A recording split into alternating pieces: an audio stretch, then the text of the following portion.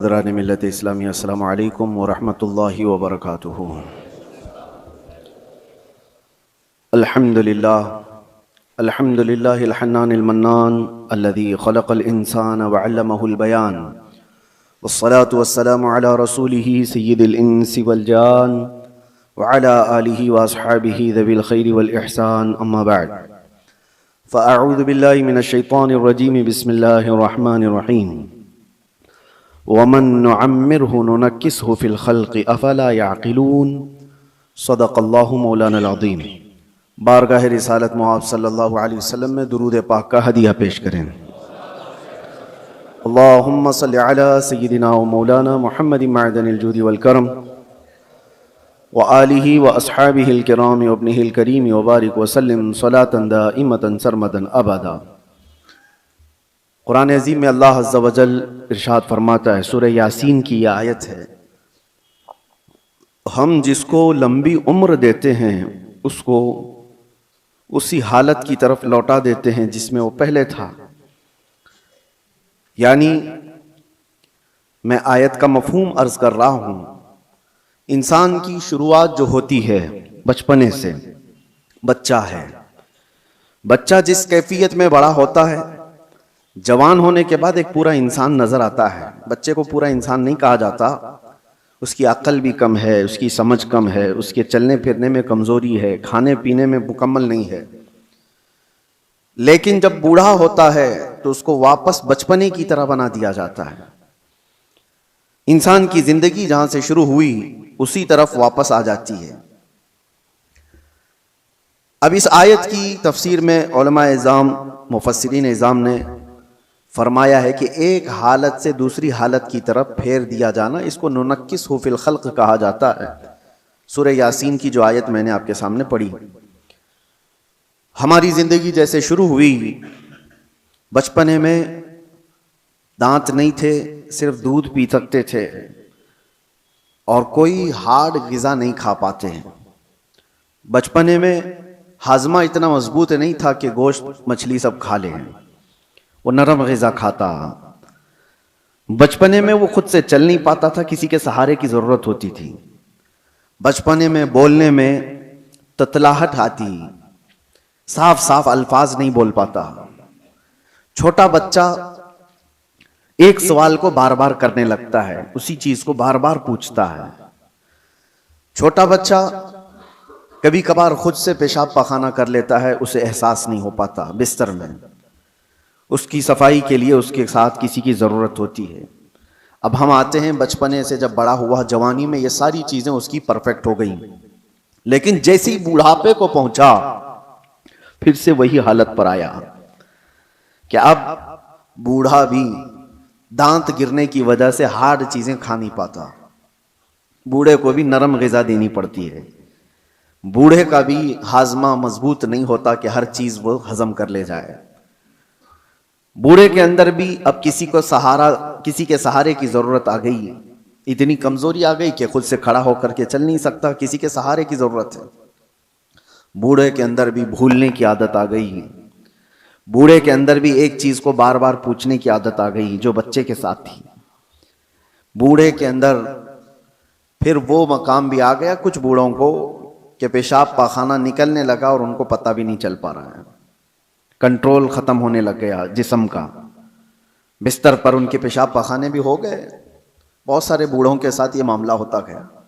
तो कहा गया इंसान जहां से शुरू हुआ था पलट करके वहीं आया है, उन्हीं हालात की तरफ उसे लाया गया है और फिर उसका खात्मा हो जाएगा। मैं ये बात इसलिए अर्ज कर रहा हूं कि गालिबन ऐसा लगता है कि दुनिया भी जिस अंदाज से शुरू हुई थी पलट करके उसी अंदाज पर आ जाएगी। आज के हालात हमें यह बता रहे हैं। अगर आज के ज़माने में किसी से कहा जाए कि दुनिया वापस अपने पहले मदार पर आ जाएगी, पहले कैफियत पर आ जाएगी, तो लोग हंसेंगे। दुनिया की पहली वाली कैफियत यह है, ज़मीन में बीज बो, फसल आए तो अनाज निकालो, चक्की में आटा पीसो, रोटी बनाओ और खाओ। ना कोई मशीन का तस्वुर। पत्थरों को टकरा करके आग जलाओ और दिए रोशन करो और घर को उसी से उजाला करो। यही पहली की कैफियत थी। कपड़े अपने हाथ से सिलो, बाकी कोई चीज नहीं थी।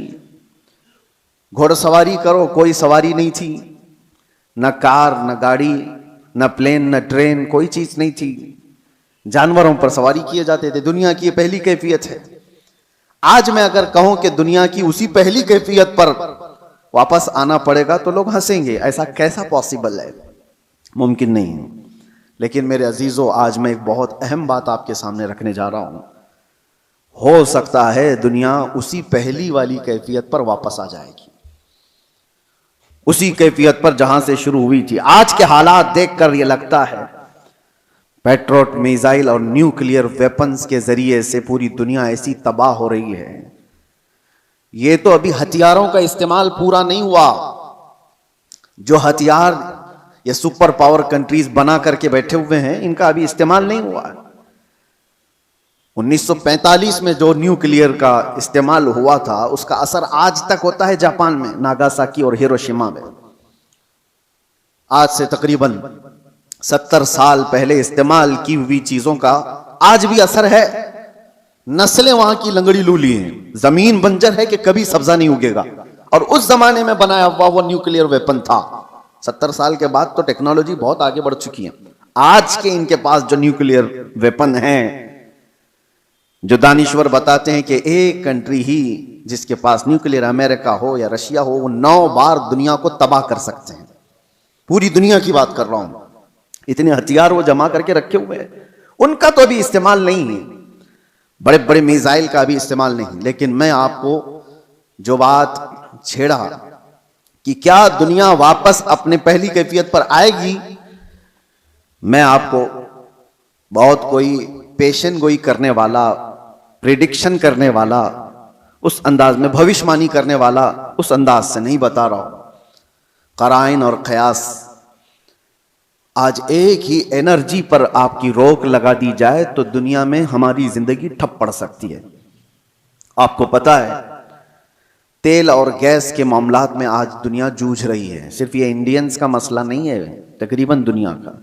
और आपको अंदाजा होना चाहिए, ये जो जंग चल रही है अमेरिका, ईरान, इजराइल के बीच में, सबको खबर है। तकरीबन आज इंटरनेट से सब लगे हुए हैं और खबरें लेते रहते हैं।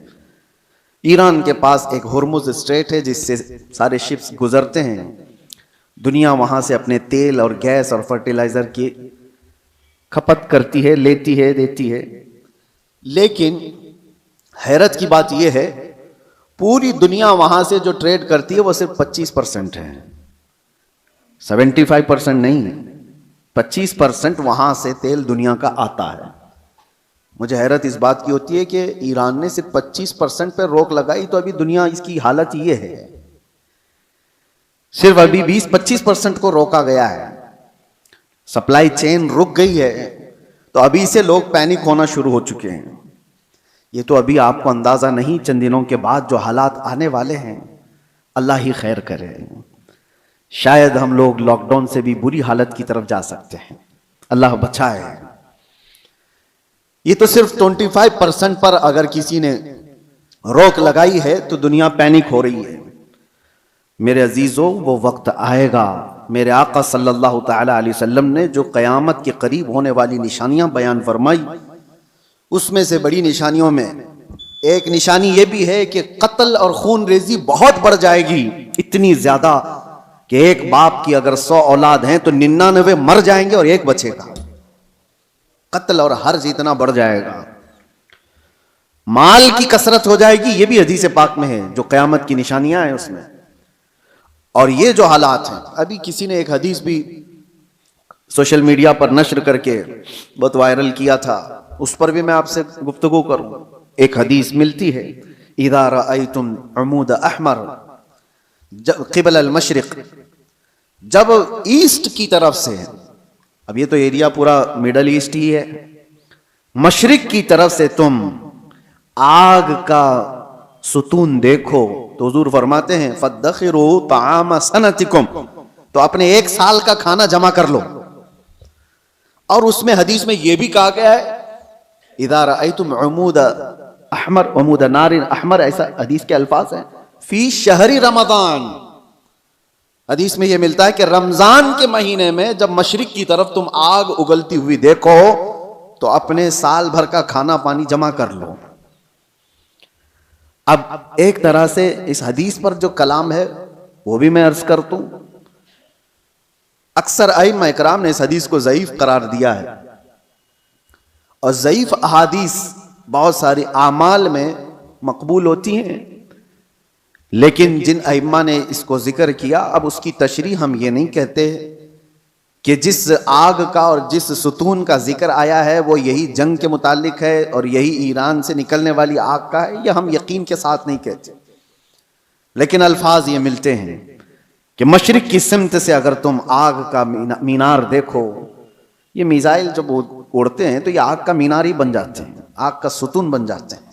बहरहाल बहुत सारी अलामात ऐसी हैं मेरे अजीजों, जिससे ये अंदाजा तो है कि ये आपस में दुनिया को तबाह करेंगे, ये ताकतें टकराएंगी और दुनिया को तबाह करेंगी। आम लोगों की मौत कसरत से होगी, बड़े लोग अपनी अपनी सिक्योरिटी और अपनी हिफाजत का इंतजाम करके बैठे होंगे, आम इंसानों को मरने के लिए छोड़ दिया जाएगा। जंगों में सबकी तबाही है, कहने को तो अमेरिका कल ऐलान कर देगा कि हम जीत गए। जीत किस बात की है? क्या इंसानों के हजारों कत्ल के बाद कोई जीतता है? इधर भी कत्ल उधर भी कत्ल, और इंसानों की मौत के बाद विनर किसको कहा जाता है? यह तो सिर्फ और सिर्फ अपने नफ्स को बड़ा बनाने का एक जरिया है, बाकी जीत किसी की नहीं होती। जंगों में मरते इधर भी हैं, मरते उधर भी हैं। हाँ, इतना है कि इधर कम मरे उधर ज्यादा मरे, लेकिन मौत तो है। तो ना हक जो लोगों का कत्ल होता है और इंसान इसमें मारे जाते हैं, ये सिर्फ और सिर्फ ताकतों के टकराव से है। मैं आपसे एक बात अर्ज कर रहा हूं, अंदाजा करो कि अगर दुनिया ने तुम्हारे सप्लाई चेन की नस को थोड़ी देर के लिए रोक लिया तो तुम क्या करोगे? एक वक्त वो आएगा जब मुखबिर सादिक सल्लल्लाहु तआला अलैहि वसल्लम ने फरमाया, कहत इतना ज्यादा हो जाएगा कि लोग एक दूसरे का गोश्त खाने की कोशिश करेंगे। कहत साली ऐसी आ जाएगी। सारी कहत साली किसको कहते हैं? कहत। एक हदीस में तो मिलता है कि दज्जाल के आने से 3 साल पहले पहला साल ऐसा होगा कि जमीन 1/3 हिस्सा सब्जा उगाना रोक देगी और आसमान 1/3 हिस्सा बारिश बरसाना छोड़ देगा। और दूसरा साल ऐसा आएगा कि जमीन आधा हिस्सा सब्जा उगाना छोड़ चुकी होगी और आधा हिस्सा आसमान बारिश बरसाना रोक देगा। और तीसरा साल ऐसा आएगा कि जमीन पूरा हिस्सा सब्जा उगाना छोड़ चुकी होगी और आसमान पूरा ही बंद हो चुका होगा, कोई बूंद कतरा नहीं गिरेगा बारिश का। और उस वक्त लोग कहत में ऐसे मुब्तला होंगे कि उनके पास खाने पीने की कोई चीज नहीं रह जाएगी। ये तो दज्जाल के ज़ुहूर से पहले की अलामत बताई गई है। लेकिन कुछ रिवायात मैं आपके सामने ये भी रखता हूं, जिन चीजों के हम हैबिटेट हैं, आदी हैं, उन चीजों के इस्तेमाल पर अगर रोक लगी तो हमारी जिंदगी अथल पथल हो जाएगी। आपको सिर्फ ऐसा लगता है कि गैस और तेल के रुकने से क्या होगा, किसी एनर्जी इंफ्रास्ट्रक्चर पर हमला होने से क्या होगा? मेरे अजीजों, आज जिस सिचुएशन में हम हैं, हमारी जिंदगियां पूरी उलट पलट हो जाएंगी। हम वो लोग नहीं हैं जो चक्की पीस कर खाने वाले थे, आज मशीनों के दौर में जीने वाले लोग हैं। तुम्हारे पास एक चम्मच मसाला भी बगैर मशीन के पिसा हुआ नहीं होता। हर चीज के लिए तुम्हें एनर्जी की जरूरत है, हर चीज के लिए तुम्हें करंट और तेल और गैस की जरूरत है। ऐसी आदत हमें आज लगी हुई है। हमारा कोई खाना बगैर मशीनों से गुजरा हुआ नहीं आता, कोई खाना। हाँ, सिर्फ और सिर्फ कुदरती फल फ्रूट खा लिए तो अलग बात है, बाकी सारे जो खाने के जो हमारे आदात हैं ये बगैर एनर्जी प्रोसेस से नहीं आते हमारे पास। कल को जब ये सवारियां रुक जाएंगी, जब ये नक्ल हमल एक जगह से दूसरी जगह जाने के ट्रांसपोर्ट और कम्युनिकेशन सब रुक जाएगा, तो लोगों के अंदर का एक पागलपन बाहर आएगा। ये तो ये इब्तिदा है। दूसरी एक चीज, आज से तकरीबन 9 साल कबल मैंने एक बयान में अर्ज किया था, क्रिप्टो करेंसी का जो यहां पर दुनिया में रिवाज लाने की कोशिश की जा रही है, उससे क्या होने वाला है। एक बात मैं आपको बताऊं, अनकरीब ऐसे हालात आएंगे कि आपका माल और दौलत सब खत्म कर दिया जाएगा। आपके जेब में जो ये सिक्के और पैसे हैं, एक दिन ये सब निकल जाएंगे। वैसे भी अभी आधे से कम रह गए आपके पास। आपकी जो दौलत है वो सब आपके बैंकों में है और आप मोबाइल लेकर के घूमते हैं या एटीएम कार्ड लेकर घूमते हैं। आपको बैंक ने सिर्फ इतना बताया इतने डिजिट हैं आपके पास पैसे, आपको भी यकीन है 10 लाख रुपए आपने बैंक में जमा किया और 10 लाख का डिजिट आपको बैंक ने दे दिया आपके मोबाइल के मैसेज पर, और आपको यकीन है मेरे पास 10 लाख हैं, पकड़ने में कुछ भी नहीं आपके पास। और ना ही रोज जाकर के आप बैंक का मुशाहिदा कर रहे हैं कि मेरे जो नोट दिया था वो है कि नहीं है कि नहीं है, आपको उससे कोई मतलब नहीं। बैंकों ने आपको एक जमानत दे दी कि आपके इतने पैसे हमारे पास हैं। जमानत क्या है? सिर्फ मैसेज है, वो डिजिट है, वो नंबर्स हैं, उन्हीं नंबर्स पर दुनिया जी रही होगी। अभी ये रिवाज और बढ़ता जाएगा। आप जो कैरी करते थे सिक्के और नोट वो भी खत्म कर दिए जाएंगे, कुछ नहीं होगा किसी के पास। और सारा ट्रांजैक्शन आपका जो चलता है वो इंटरनेट से चलता है। जिस दिन इंटरनेट को शट डाउन कर दिया जाएगा, सारे के सारे फकीर होंगे, किसी के पास कुछ नहीं होगा। उनके हाथों में ना कोई रकम होगी ना कोई पैसा होगा, क्योंकि सब कुछ उनको बताया गया था कि बैंक में इतने डिजिट हैं हमारे पास। इसकी क्या श्योरिटी है कि कभी इंटरनेट बंद नहीं होगा? इसकी क्या गारंटी है? मेरे अजीजों, इसीलिए पहले के दौर में लोग दिरहम और दीनार रखते थे। दिरहम और दीनार क्या होते हैं? दिरहम चांदी का सिक्का होता था और दीनार सोने का सिक्का होता था। हुकूमतें चाहे जितनी भी बदल जाएं, दीनार को आप मेल्ट करते तो सोने की वैल्यू हमेशा रहती, चांदी की वैल्यू हमेशा रहती। लेकिन यहूदियों ने दिरहम और दीनार को हटा करके करेंसी नोट लाए, कागज के टुकड़े जो आज हमारी जेब में हैं, 100 का है, 200 का है, 500 का है, 2000 का, जो भी नोट हैं, डॉलर हो कि यूरो हो कि पाउंड हो कि रुपया हो, सब कागज पे हैं। और इस कागज की वैल्यू सिर्फ इसलिए है कि गवर्नमेंट ने कहा है इसकी इतनी कीमत है, और जिस रात को ऐलान कर दे कि कल से ये नोट नहीं चलने वाली, वो सारे कचरे के भाव में भी नहीं जाते। वो कागज के टुकड़े हैं, रद्दी पेपर हो जाएंगे जिस दिन ऐलान हो जाए। और हो चुका हमारे यहां तो एक बार रात में ऐलान हो गया कि 500 की नोट, 1000 की नोट बंद हो गई, खत्म हो गया। वो पेपर कहां है आज? या उस वक्त के 2016 से पहले के वो 500 1000 की नोट ले आओ, आपको पकड़ के ले जाएंगे। उसकी कोई वैल्यू नहीं है, उसकी कोई हैसियत नहीं। तो वो कागज के टुकड़े। तो पहले दुनिया दिरहम और दीनार से कागज के टुकड़े पे आई, कागज के टुकड़ों से फिर एटीएम कार्ड पे आई, फिर कार्ड भी कैरी करने की जरूरत नहीं, अब सिर्फ मोबाइल में आई। आप मोबाइल से सारा ट्रांजैक्शन करो, इधर से मैसेज उधर गया, उधर से मैसेज इधर आया। बाकी हैरत होती है, कभी हम टैक्सी में बैठे हैं, 500 रुपए हो गए, ना मैंने जेब से कुछ निकाला ना उसने लिया, इधर से मैसेज उधर गया, उसको भी यकीन है मेरे पास 500 आ गए, मेरे पास भी वही मोबाइल, उसके पास भी वही मोबाइल, मोबाइल मोबाइल। सिर्फ इतना कह दिया उसको कि 500 का एक मैसेज छलक गया है, हाँ वो आगे बढ़ गया। ये यकीन बढ़ता चला गया इन डिजिट्स के ऊपर, इन नंबर्स के ऊपर। वक्त ऐसा आएगा कि सारी जिंदगी इन्हीं नंबर्स पर घूम रही होगी, एक दिन अचानक ये सारे मुआसलात का जरिया बंद कर दिया जाएगा और लोग कहत साली के शिकार होंगे। आप किससे पूछेंगे? आज जो दुनिया बिटकॉइन का और क्रिप्टो करेंसी में पैसे लगाती है, उसका तरीका क्या है पता है आपको? बिटकॉइन एक गायबाना करेंसी है, किसी कंट्री की करेंसी नहीं। डॉलर आपने देखा है, यूरो आपने देखा है, पाउंड इंग्लैंड का आपने देखा, रुपया भी देखा है। बिटकॉइन क्या है वो देखा ही नहीं किसी ने, वो है ही नहीं। वो एक क्रिमिनल दुनिया चलाती है और उन्होंने अपनी एक कीमत उसकी लगाई है और रोज बढ़ती जाती है कीमत। 40 लाख, 50 लाख, 60 लाख एक एक बिटकॉइन खरीदने के लिए लोग पैसे लगाते हैं। आपने 60 लाख रुपए देकर एक बिटकॉइन खरीदा, सामने वाले ने कहा कि हाँ एक बिटकॉइन आपका है, कहां है वो? उसने नंबर दिया है खाली, कोई सोना और चांदी उठा के नहीं दिया, कोई गारंटी नहीं है। बस इस पर भी दुनिया पागल है और लाखों की तादाद में क्रिप्टो करेंसी और ये बिटकॉइन को खरीदने के लिए पागल है दुनिया, पैसे लगाई हुई है। जो चीज दिख ही नहीं रही है उसको भी खरीदा जा रहा है, लिया जा रहा है। मेरे अजीजों, मैं आपको उन आखिरी अलामात के बारे में कह रहा हूं कि दुनिया कभी तरक्की करते करते करते इतने आगे जा चुकी जो उसकी खुद की तबाही का जरिया है। इंसान खुद अपने आप को तबाह कर लेगा। आज ये तमाम जराया पर निर्भर होकर के रहना, यह हमारी तबाही के करीब जाने का है। अब मेरी बातों को कुछ मॉडर्न लोग ये कहेंगे कि पुराने ख्यालात की बात कर रहे हैं, तरक्की को नहीं चाहते हैं, आसानी को नहीं चाहते। मेरे अजीजों, तरक्की और आसानी कौन नहीं चाहता, लेकिन तुम्हारे पास श्योरिटी और गारंटी क्या है? किसी चीज की नहीं। और आज दुनिया को जिस अंदाज से निर्भर करके रखा गया है, तकरीबन पौनी दुनिया ऐसी है आज जो क्रेडिट पर तिजारत करती है, सूद पर तिजारत करती है। सबको क्रेडिट कार्ड पकड़ाए गए हैं, तुम सूद भरते रहो, इंटरेस्ट भरते रहो। लोन की दुनिया पर आधे से ज्यादा दुनिया चल रही है।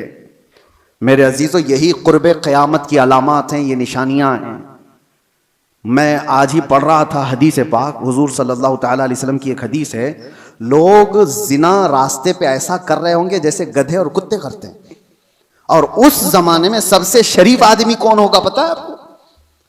जिना कर रहे होंगे लोग नंगे होकर के, उनमें सबसे शरीफ आदमी वो होगा जो ये कहेगा कि भाई थोड़ा दीवार के पीछे चले जाओ। वो सिर्फ इतना कहने वाला उस जमाने का सबसे शरीफ आदमी होगा।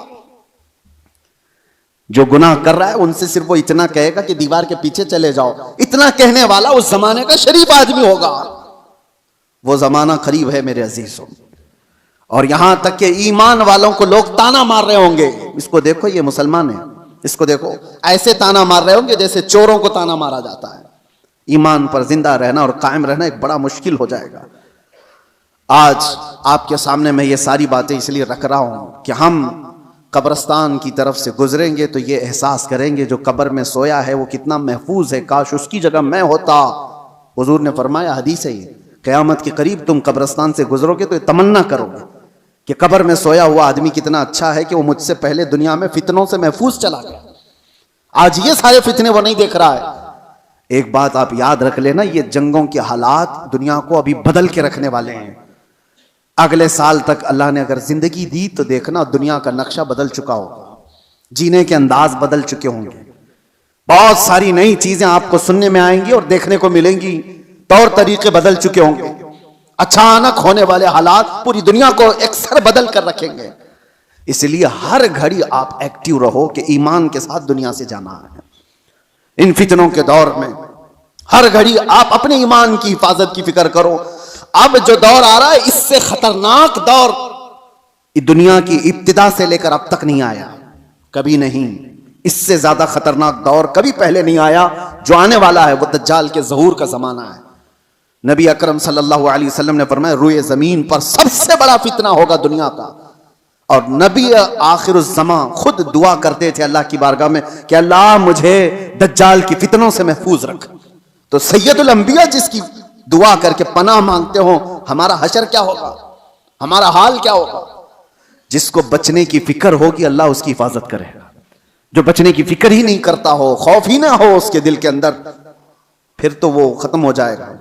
अब मैं एक और हदीस बयान करके मेरे अपने मौजू के सिलसिले में, मैंने आज क्यों छेड़ा इसको, ईरान, अमेरिका, इजराइल, ये दुनिया में अभी सबकी जुबानों पर चल रहे जंग के हालात हैं। इस दौरान मैंने हदीस ये पढ़ा कि दज्जाल के जाहिर होने का वक्त जो है वो अल्लाह बेहतर जाने, लेकिन जो जगह है नबी पाक सल्लल्लाहु अलैहि वसल्लम ने फरमाया वो भी ईरान की तरफ से ही जाहिर होगा। दज्जाल के जाहिर होने की जगह जो बताई गई वो मशरिक की तरफ से जाहिर होगा। ईरान का एक शहर है इस्फहान। नबी पाक सल्लल्लाहु अलैहि वसल्लम फरमाते हैं, यतबउ दज्जाल मिन इस्फहान 70 अल्फन। हुजूर फरमाते हैं इस्फहान शहर से 70,000 यहूदी दज्जाल की फौज में शामिल होंगे। अब ये इस्फहान कहां है? इस्फहान तो ये ईरान का शहर है। 70,000 यहूदी हैं यहां पर? नहीं, लगते तो नहीं है, लेकिन हदीस पाक है। अल्लाह के नबी सल्लल्लाहु अलैहि वसल्लम ने फरमाया 70,000 यहूदी दज्जाल की जमात में दाखिल होंगे। वो ईरान के इस शहर से दाखिल होंगे, उसकी फौज में आएंगे। हो सकता है लोग मेरे इस बयान को यूं कह रहे हो कि ये ईरान के खिलाफ बोल रहे हो। मेरे अजीजों, आज जिन हालात और जो कैफियत को हम देख रहे हैं, हम मजलूमों के साथ खड़े, जालिम के साथ कभी नहीं खड़े होंगे। इस्लाम की खासियत है ये। जालिम के साथ कभी नहीं खड़े होंगे। जालिम अमेरिका है, जालिम इजराइल के यहूदी हैं, पूरी दुनिया को इन्होंने जुल्म की चक्की में पीसा है। लेकिन ईरान की जो कैफियत होगी, 70,000 यहूदी वहां से निकलेंगे और दज्जाल की जमात में आएंगे, तो इतना लगता है कि गालिबन ईरान पर यहूदियों का ऐसा कब्जा होगा, तभी तो वहां 70,000 यहूदी होंगे। वो दौर आएगा। आज जिस हालत में ईरान लड़ रहा है, चंद बातें लोगों को खुश कर रही हैं। ईरान ने इतना ठोका, इतना मारा, हो सकता है, और यहूदियों को और सुपर पावर को घुटने टेकने पर मजबूर किया। ये वक्ती ताकत हो सकती है और अल्लाह कामयाबी दे, हम इसके खिलाफ नहीं हैं। लेकिन हदीस पाक, मुझे इस हदीस पाक से ये लगता है वो वक्त आएगा जब ईरान पर यहूदियों का एक गलबा होगा, तभी तो वहां से दज्जाल की जमात में लोग शामिल होंगे। दूसरी हदीस ये भी मैं बताऊं, इमाम मेहदी जब जाहिर होंगे तो फरमाया गया इमाम मेहदी की जो फौज होगी वो कुस्तुनतुनिया को फतह करेगी। कुस्तुनतुनिया क्या है? कॉन्स्टेंटाइन जिसको कहा जाता है, ये इस्तांबुल शहर है जो आज का टर्की का शहर। अब हदीस सुनो, इस्तांबुल शहर क्यों फतह होगा? वहां तो मुसलमान है। आज जो हालात हैं इस्तांबुल में, अजानों की आवाजें गूंज रही हैं, लोग नमाज पढ़ रहे हैं, फिर इमाम मेहदी क्यों फतह करेंगे? लगता इससे भी यह है कि यह भी शहर मुसलमानों का नहीं होगा उस वक्त, यह भी ईसाई और यहूदियों के हाथ में जा चुका होगा और इमाम मेहदी के जमाने में उसको फतह किया जाएगा। और हदीस के जो अल्फाज मिलते हैं, तरतीब, पहले क्या होना है, इमाम मेहदी जाहिर होंगे, वो दिमश्क की तरफ लोगों को लेकर जाएंगे और फिर ये जंग होगी और फतेह कुस्तुनतुनिया होगा, यानी इस्तांबुल फतह होगा। वो तो सिर्फ 2 तकबीर पर फतह हो जाएगा। ये रिवायत में मिलता है इमाम मेहदी और मोमिनीन की जो जमात है वो शहर के बाहर खड़े होकर अल्लाहु अकबर कहेगी, आधा शहर फतह हो चुका होगा। दूसरी बार अल्लाहु अकबर कहेंगे, शहर फतह हो चुका होगा। बड़ी जंग का जिक्र नहीं है। और फतह हो चुका होगा, उसी वक्त ये अफवाह फैल जाएगी दुनिया में कि दज्जाल जाहिर हो गया है और उसका फितना मशहूर हो गया है। तो इमाम मेहदी के साथ जो लोग होंगे वो दज्जाल के मुकाबिल में वहीं से निकलेंगे। तो इमाम मेहदी के मुतालिक जो बात है, अभी जो मैंने कहा कुस्तुनतुनिया, ये भी इस्तांबुल शहर उस वक्त शायद हम मुसलमानों के हाथ में नहीं होगा, तभी तो फतह होगा। और तीसरी एक खास बात, जो बात मैंने छेड़ा था, हुजूर फरमाते हैं जो मुजाहिदीन उस आखिर जमाने की जंग में शरीक होने वाले हैं, हुजूर फरमाते हैं अल्लाह ने उन पर आग को हराम फरमा दिया। और वे जमीन के बेहतरीन लोग होंगे जो इमाम मेहदी की फौज में शामिल होकर मुकाबला कर रहे होंगे दज्जाल से। लेकिन साथ में हुजूर फरमाते हैं, अब सुनिए तवज्जो, जिस जुमले पर मुझे बहुत ज्यादा ताज्जुब है, फरमाते हैं हुजूर कि मैं यहीं से उनके घोड़ों के रंग को भी देख रहा हूं। नबी पाक सल्लल्लाहु तआला अलैहि वसल्लम मुखबिर सादिक हैं, वो गैब की खबर जानते हैं, बाद के हालात देख रहे हैं, अल्लाह ने उनको इल्म अता किया। ये सब अपनी जगह पर, यह हमारा अकीदा है। लेकिन इस जुमले पर तवज्जो करें, क्या उस जमाने की फौज घोड़े पर बैठी होगी? हुजूर फरमाने में उनके घोड़ों का रंग देख रहा हूं। तो इसी हदीस से मुझे यह कहना पड़ा, शायद दुनिया जहां से शुरू हुई थी वहीं से वापस आ जाएगी। दौर ऐसा आ जाएगा कि जहां से दुनिया शुरू हुई थी वो घोड़सवारी थी, सवारियां थी, लड़ाई के दौर भी तलवारों के थे, नेज़े और भाले के थे, मिसाइल और ये सारे जेट तैयारे नहीं थे। इसीलिए एक मशहूर साइंसदान आइंस्टाइन की बात मैं कोई अपने हवाले के लिए या मेरी तायीद के लिए नकल नहीं कर रहा हूं, लेकिन मशहूर है जमाने में। उसने कहा था 3rd वर्ल्ड वॉर कैसे होगी ये मुझे पता नहीं, लेकिन 4th वर्ल्ड वॉर होगी तो लकड़ियों से लड़ी जाएगी। तो उससे पूछा गया ऐसा क्यों? कहा 3rd वर्ल्ड वॉर में दुनिया इतनी तबाह कर देंगे ये लोग न्यूक्लियर पावर से कि कुछ बचा ही नहीं होगा, और बाद में जो लोग बचे होंगे वो लकड़ियों से लड़ेंगे। ये उसके अपने प्रिडिक्शन हो सकते हैं, मैं अपनी तायद में नहीं कह रहा हूं, लेकिन हदीस है पाक, हुजूर पाक सल्लल्लाहु तआला अलैहि वसल्लम फरमाते हैं। और ये एक हदीस ये भी है कि दज्जाल जिस गधे पर सवार होगा, वो भी हदीस में उसका जिक्र है कि वो 1 मील तक एक कदम रखेगा, और उसकी भी सवारी का जिक्र है। अब वो कौन सी सवारी है उसका जिक्र आया है हदीसों में। तो हम हदीस के जाहिरी माने को भी देखते हैं, और हो सकता है उसका बातिनी कोई और माना हो, लेकिन जब तक हदीस जाहिर में समझ में आती है उसी पर हम अमल करते हैं। आखिर ज़माना शायद वैसा आने वाला हो। इसलिए मेरे अजीज़ों, बहुत तरक्की पर जो आज उरूज पर लोग नाज करते हैं, शायद दुनिया उनको पटक देगी, दुनिया उनको वापस उनके नशे के गुरूर को मट्टी में मिलाकर रख देगी। आज जिनके पास पेट्रोट मिसाइल हैं, जिनके पास चांद में जाने की सलाहियत, जिनके पास मरियन पनडुब्बियां ऐसी के समंदरों को चीर करके निकलने वाली सारे हथियार, सब कुछ था इनके पास, लेकिन जिस दिन ये सारी टेक्नोलॉजी मार दी जाएगी, खत्म कर दी जाएगी, ये किसी और के जरिए से नहीं, तुम आपस में मार लोगे एक दूसरे को। तुमने भी हथियार बनाए, हमने भी हथियार बनाए, दोनों मार लेंगे, एक दूसरे को खत्म कर देंगे। फिर जीने का सलीका वही होगा जो इंसानों के इब्तिदाई जमाने में था। इंसान दुनिया में जिस तरह से बगैर लिबास के सादा सा आया था, उसी अंदाज से फिर जीने का तरीका सीख लेगा और दुनिया वहीं पर आ जाएगी।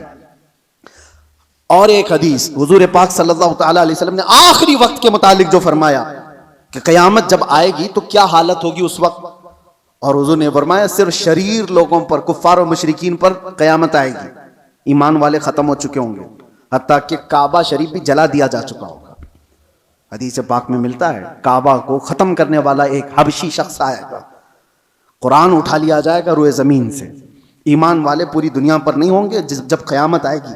और कयामत आने के वक्त, ऐन वक्त जो सूर फूंका जाएगा, उस वक्त लोग क्या कर रहे होंगे? उस वक्त हुजूर फरमाते हैं कि सब अपने अपने कामों में मशगूल होंगे।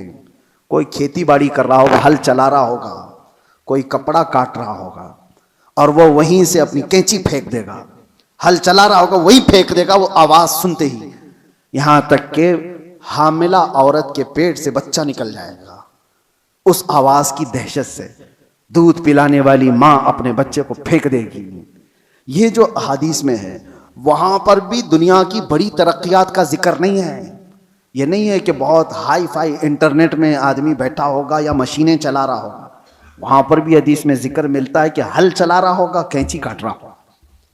फिर मुझे यही कहना पड़ता है कि दुनिया जहां से शुरू हुई थी उन्हीं हालात पर आ जाएगी। ये कैंची हाथ में लेगी और हल हाथ में लेगी, जमीन में बीज बोएगी और फसल उगाएगी, और जब आएंगे तो चक्की पीस करके अपने घर के खाने का इंतजाम करेगी। बहरहाल जो भी हालात हैं, हम दुनिया के आखिरी वक्त पर आ चुके हैं।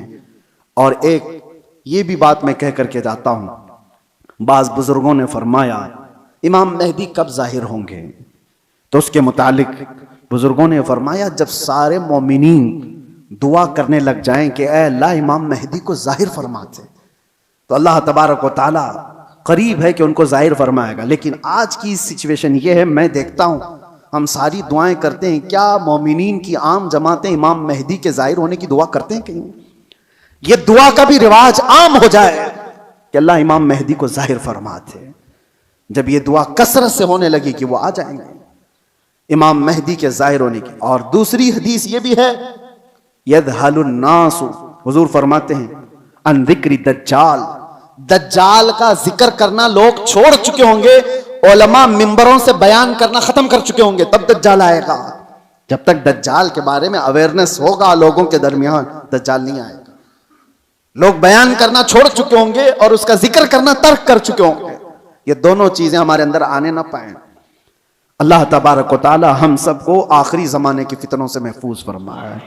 आज जो होने वाले हालात हैं उसके लिए आप अपने अपने इंतज़ामात में, लोग आज अपना राशन पानी सब जमा कर रहे हैं, मैं कहता हूँ अपना ईमान भी जमा करके रखो, अपने आमाल और अपने अकीदे की हिफाजत करो। कल के आने वाला दौर, एक दिन दो दिन रोटी ना खा करके अगर आप रह भी जाओगे, लेकिन ईमान के बगैर दुनिया से जाओगे तो हमेशा जहन्नम में जलाए जाओगे। ईमान की हिफाजत भी आज उतनी ही जरूरी है, इसलिए कि आदमी जब मुसीबतें आती हैं तो इनकार खुदा कर बैठता है, वो लोगों के पीछे चल भागता है।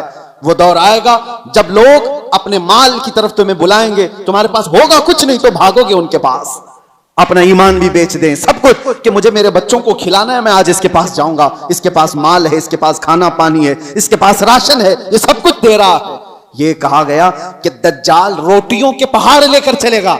जब दुनिया में कहत होगा, लोग खाने के मोहताज होंगे और दज्जाल के पास ग़िज़ा के पहाड़ होंगे, चल रहे होंगे साथ में। दुनिया भूखी उसके पीछे लपक जाएगी कि रोटियों का पहाड़ इसके साथ है। तो खाने का जखीरा जिसके पास होगा, दुनिया पागल की तरह उसकी तरफ लपक जाएगी।